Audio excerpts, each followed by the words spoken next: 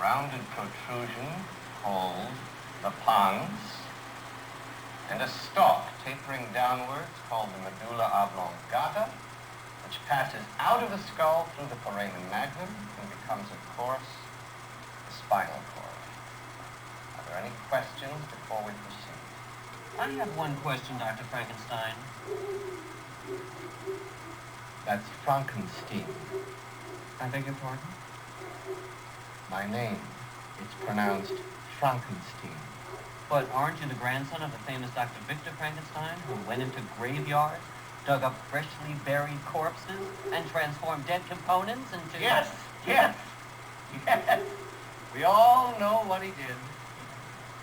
But I'd rather be remembered for my own small contributions to science, and not because of my accidental relationship to a famous cuckoo. Now, if you don't mind, can we get on with your question? Well, sir, I'm not sure I understand the distinction between reflexive and voluntary nerve impulses. Very good. Since our lab work today is a demonstration of just that distinction, why don't we proceed?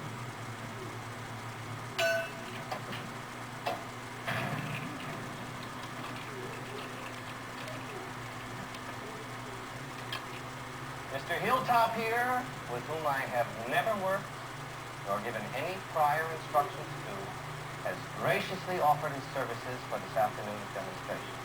Mr. Hilltop, would you hop up on your feet and stand beside this table?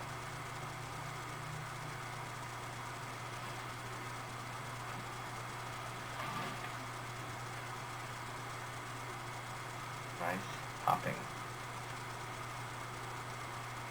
Mr. Hilltop, would you raise your left knee, please? You have just witnessed a voluntary nerve impulse. It begins as a stimulus from the cerebral cortex, passes through the brainstem, and to the particular muscles involved. Mr. Hilltop, you may lower your knee.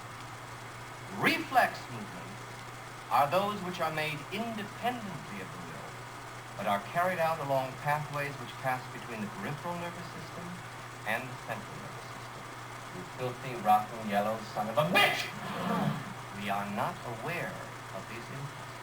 Neither do we intend them to carry out our contraction of muscles. Yet, as you can see, they work by themselves. But what if we block the nerve impulse by simply applying local pressure, which can be done with any ordinary metal clamp, just at the swelling on the posterior nerve roots, for, say, 5 or 6 seconds.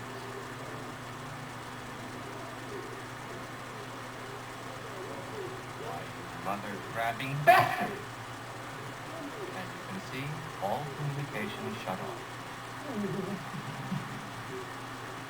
In spite of our mechanical magnificence, if it were not for this continuous stream of motor impulses, we would collapse like a bunch of broccoli. Oh, in conclusion, it should be noted, give me an extra $1. Yes, sir. That any more than common injury to the nerve root is always serious. Because once a nerve fiber is severed, there is no way in heaven or on earth to regenerate life back into it.